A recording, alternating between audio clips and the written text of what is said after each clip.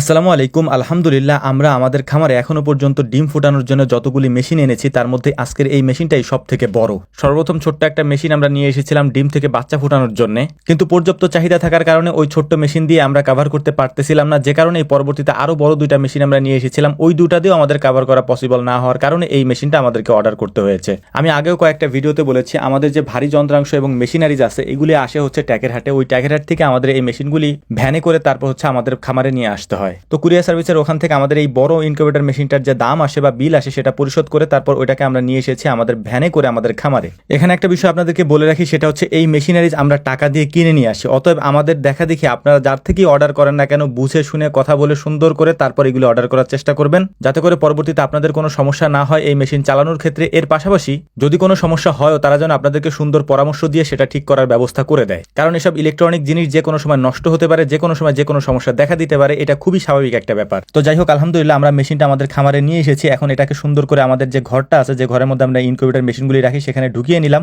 এবং এই মেশিনগুলির মাপটা আমরা এভাবেই দিয়েছি যাতে করে আমাদের এই ঘরের মধ্যে সুন্দর করে এটা ঢুকানো যায়। তো যাই হোক, আলহামদুলিল্লাহ মোটামুটি আমরা এটাকে ঢুকানোর পর আমরা এটাকে খুলে তারপর পরীক্ষা করে দেখতেছিলাম যে এটার ভিতরে সবকিছু ঠিক আছে কিনা। ও একটা কথা আপনাদেরকে বলা হয় নাই, সেটা হচ্ছে এই মেশিনটা মূলত হচ্ছে হ্যাচিং মেশিন, অর্থাৎ আমরা ডিমের যে বাচ্চাটা ফুটে লাস্টের কয়েকদিনে সেটা করার জন্য যে মেশিনটার প্রয়োজন হয় এটা হচ্ছে সেই মেশিন। এটা স্যাটার না, অর্থাৎ এটার মধ্যে ডিম ঘোরে না এবং এটার মধ্যে লাস্টের 3 দিন হচ্ছে ডিমগুলাকে রাখতে হয়। এই মেশিনে একসাথে কোয়েল পাখির প্রায় 4200-এর মতো ডিম হ্যাচিং করা যাবে। এর পাশাপাশি 1400 হাঁস এবং মুরগির ডিম হ্যাচিং করা যাবে। এটা হচ্ছে একসাথের হিসাবটা আমি আপনাদেরকে বললাম, কারণ হচ্ছে পরবর্তীতে 3 দিন পর পর এটাতে আপনি দিতে পারবেন, অর্থাৎ 3 দিন পর পর 4200 ডিম আপনি দিতে পারবেন, অথবা হাঁস মুরগি যদি দেন 3 দিন পর পর 1400 ডিম দিতে পারবেন। এটাই মূলত হচ্ছে এই মেশিনের বৈশিষ্ট্য। তো একটা জিনিস আমরা দেখলাম যে মিসিং, সেটা হচ্ছে যে ফ্যানের যে ইয়াটা থাকে বল্টুর মতো, যেটা ওইটা হচ্ছে যে খুলে পড়ে গেছে হয়তো ভিতরে, কারণ ইনকিউবেটর মেশিনগুলো যখন এই কুরিয়ার সার্ভিসের ওরা আনে তখন হয়তো গাড়ির মধ্যে ধাক্কা টাক্কা লেগে তারপর এগুলি পড়ে যেতে পারে বা খুলে যেতে পারে, এটা স্বাভাবিক একটা ব্যাপার। তো আমরা ওইটাকে হচ্ছে যে আমাদের পুরানো একটা ফ্যান ছিল, ওই ফ্যানের মধ্যে যেটা বল্টুটা থাকে ওইটা খুলে তারপর